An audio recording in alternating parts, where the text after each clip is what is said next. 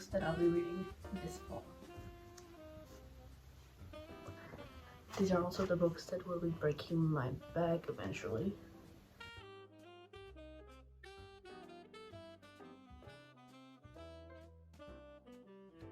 $18 books, which I think I should totally be able to have finished by December. If I don't buy any more books and if I don't get into a reading slump. I thought I'd introduce you to these books and let you know what I'll be reading for the remainder of September and then October and November. Hopefully I'll finish all of these. These are my leftover books on my TBR, and I kind of went crazy this past weekend with a lot of books, so a lot of those are gone. Starting with this monstrosity. This has been on my books that I absolutely want for the longest of times, but I never actually got it because it was way too expensive in my eyes, and it was on sale, so I got it. This is Babel by R.F. Kuang, or Babel. There's different pronunciations. But I'm really excited to read this one. 1828, Robin Swift, orphaned by cholera in Canton, is brought to London by the mysterious Professor Lovell. There, Robin trains for years in Latin, ancient Greek, and Chinese, all in preparation for the day he'll enroll in Oxford University's prestigious Royal Institute of Translation, also known as Babel. The tower and its students are the world's center for translation and, more importantly, magic. Silver working, the art of manifesting the meaning lost in translation using enchanted silver bars, has made the British unparalleled in power, as the arcane craft serves the Empire's quest for colonization. For Robin, Oxford is a utopia dedicated to the pursuit of knowledge, but knowledge obeys power, and as a Chinese boy raised in Britain, he realizes serving Babel means betraying his motherland. As his studies progress, Robin finds himself caught between Babel and the shadowy Hermes Society, an organization dedicated to stopping imperial expansion. When Britain pursues an unjust war with China over silver and opium, Robin must decide: can powerful institutions be changed from within, or does revolution always require violence? What a long blurb. Understandable, it's a long book. And I've wanted to read this for so long, and it's obviously very hyped, and I'll see if it lives up to the hype, which I think it will. And I'm really excited to read this one. I will say this about every single one of them. I think for the next one, I'm actually the most excited to read this one, because I've wanted it for the longest time and I've looked for it everywhere, and I finally got it thanks to a friend of mine. And it's Things We Say in the Dark by Christy Logan. I really looked everywhere for this, and finally someone got it for me, and I'm very thankful. And I reached the blurb. The characters in this collection find their aspirations from happy homes, happy families, and happy memories dissected and imbued with shimmering menace. Alone in a remote house in Iceland, a woman is unnerved by her isolation. Another can only find respite from the clinging ghost that follows her by submerging herself in an overgrown pool. Couples wrestle with the lack of connection to their children. A schoolgirl becomes obsessed with the female anatomical models in a museum, and a cheery account of a child's day out is undercut by chilling footnotes. These dark tales explore women's fear with electrifying honesty and invention, and speak to one another about female bodies, domestic claustrophobia, desire, and violence. Things We Say in the Dark is a powerful contemporary collection of feminist stories, ranging from vicious fairy tales to tender ghost stories. This is so nice. There are some that are definitely very autumnal, I think. Those two belong on that list.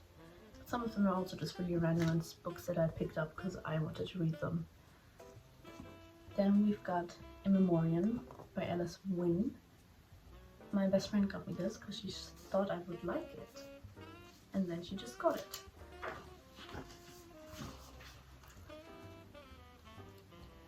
At 17, they're too young to enlist in any way. Gaunt is busy fighting his own private battle, an all-consuming infatuation with his best friend.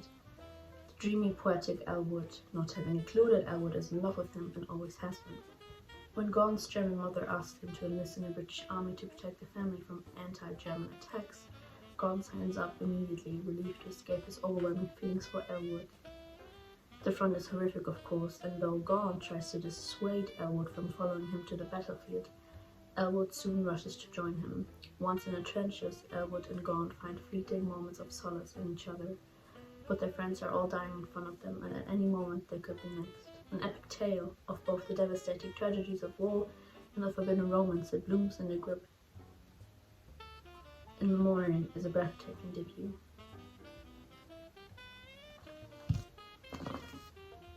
That's the first time I read the blurb, and now I'm really excited to read it.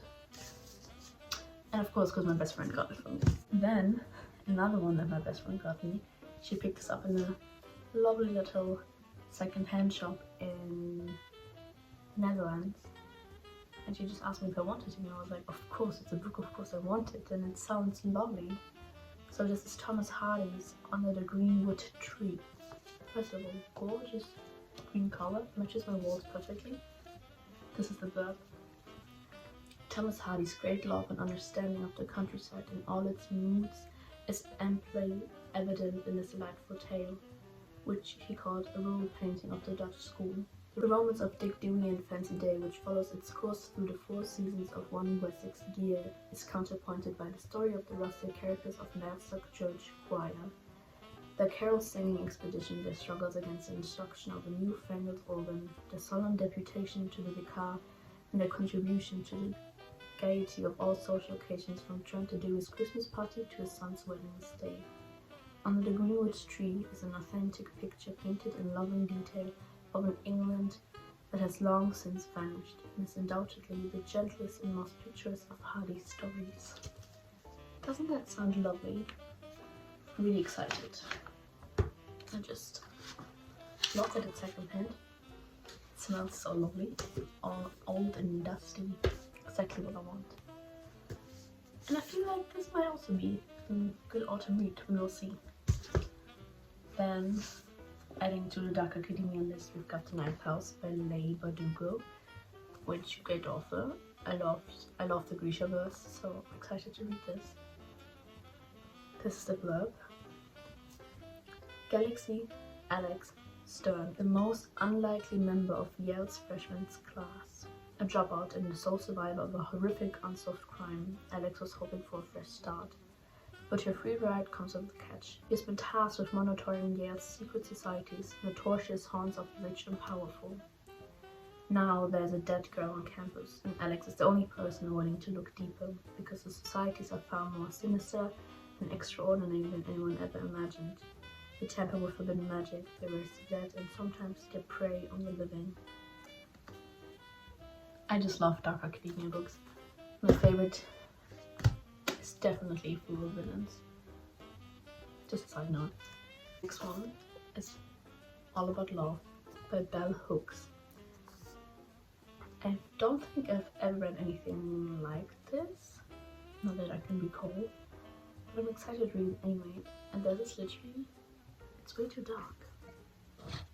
Does this work? Oh yeah. The word love is most often defined as a noun, yet we would all love better if we use it as a verb, writes Bell Hooks as she comes out fighting on fire and All About Love. Here, at her most provocative and intensely personal, the renowned scholar, cultural critic, and feminist skewers our view of love as romance. In its place, she offers a proactive new ethic for people and a society bereft of lovelessness.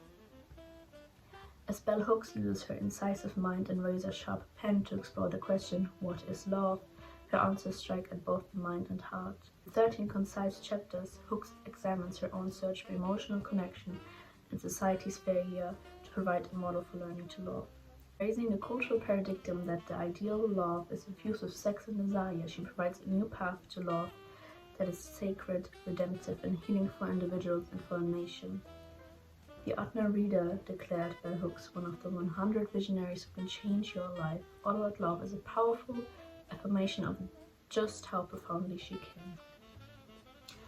I think this might be a collection of essays. I haven't looked and checked. No, I think it's just... Is it? I'm not sure. I'm really excited to read this though. I've heard great things on Dakota Warren's YouTube channel about it, and I trust in everything Dakota says. So this is all about it. Oh. This next one is Boy Parts by Eliza Clark. And this is the book. Irina is in a rut. She obsessively takes explicit photographs of average-looking men she scouts from the streets of Newcastle while her dead Aunt Barshop slips away. She's more invested in drugs, alcohol, and extreme cinema. When she's offered an exhibition at a fashionable London gallery which promises to revive her career in art world, it should feel like an escape. But the news trigger a self-destructive tailspin, drawing in her obsessive best friend and a shy young man from a local supermarket who has attracted her attention. This one I'll read first because I think it's summerish and it's still hot. And I feel like it's best to read in summer. Probably. Let me get my candle quick, it's really dark in here. Poland, 1908. Shy, anxious Ludwig has been sent along with the rest of his university class to an agricultural camp. Here he meets Janusz, and together they spend a dreamlike summer falling in love. But with summer over, the two are sent back to Warsaw, confronted by scrutiny, intolerance, and corruption of life under the party. Ludwig and Janusz must decide how they will survive, and in their different choices find themselves torn apart. So definitely summary. This is Swimming in the Dark by Thomas Jadowski. I hope I pronounced the character's name and his name right. This sounds really lovely. And I'll definitely read this first. Next book, I already started reading it, but I'm like 30 pages in.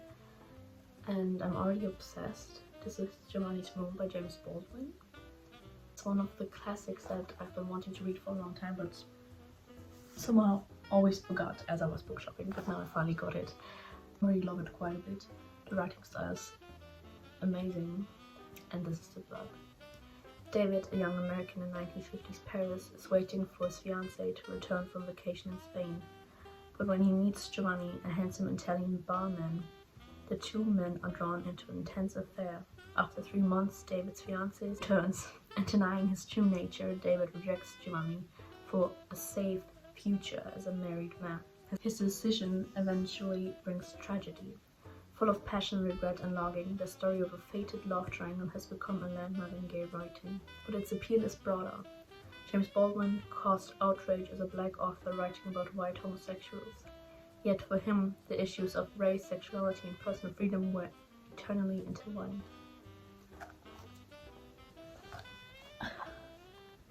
Do I have to say anything more? I don't think I do. The next one is also another classic, which is The Bell Jar by Sylvia Plath, and I'm obsessed with the cover. And I think this is also pretty high on my priority list for my TBR. Do we need a blurb for a Sylvia Plath book? I don't feel like it, but I'll give you it anyway. Working as an intern for a New York fashion magazine in the summer of 1953, Esther Greenwood is on the brink of a future. Yet she is also on the edge of a darkness that makes her world increasingly unreal.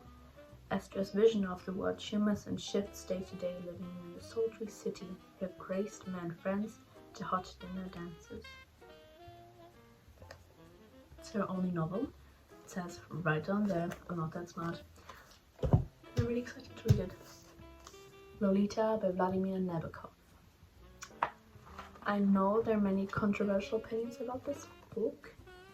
I picked it up because I read My Dark Vanessa, and I've heard different opinions on the book, and it's also massively wrongly depicted in modern media. So I wanted to see what it's about. Not really, I know what it's about, but my thoughts. And this is the book. Poet and pervert Humbert becomes obsessed by 12-year-old Lolita and seeks to possess her, first carnally and then artistically, to fix one for all the purest magic of nymphets. Is he in love or insane, a tortured soul or a monster? Humbert's fixation is one of the many dimensions in Nabokov's dizzying masterpiece, which is suffused with savage humor and rich, elaborate verbal textures. Filmed by Stanley Kubrick in 1962 and again in 1997 by Adrian Lyne, Lolita has lost none of its power to shock and awe. Then, I also already started this as I was waiting for friends to pick me up, is Sally Rooney's Beautiful World, Where Are You?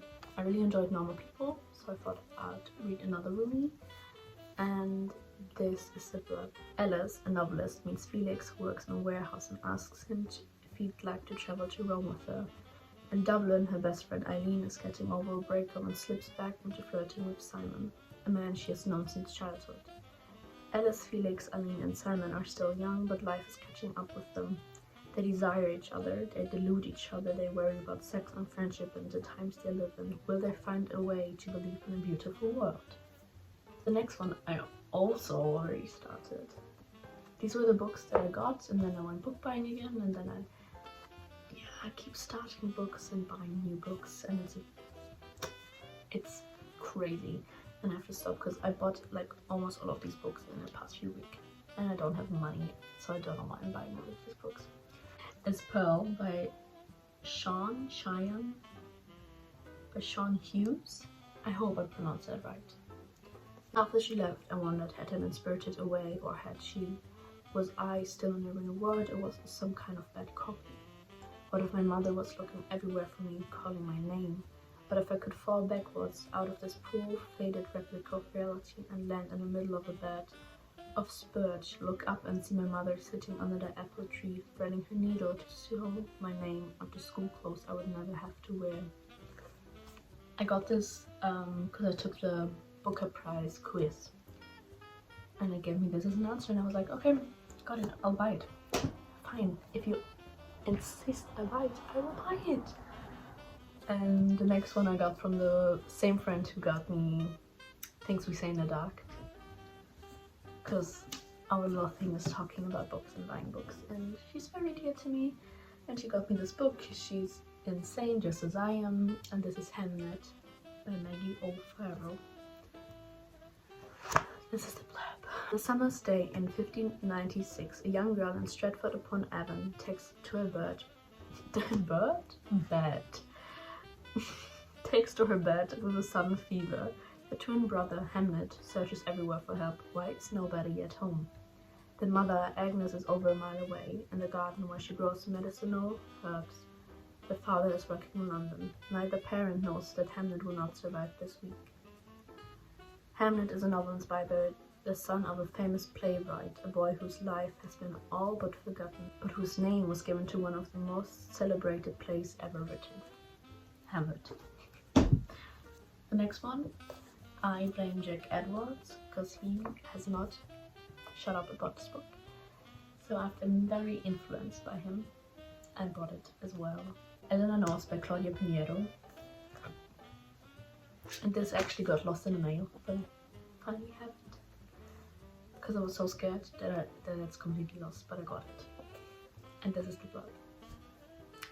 When Rita's body is found hanging in the belfry of the church she devoted herself to, the investigation is swiftly closed.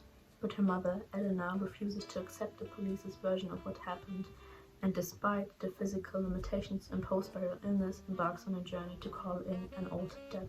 Unfolding over a single day, Eleanor's arduous trek across Buenos Aires forces her to redefine everything she thought she knew about her relationship with her daughter, by confronting her with the ramifications of a fleeting encounter 20 years earlier, written in an engrossing style that recalls while confronting her with the ramifications of a fleeting encounter 20 years earlier.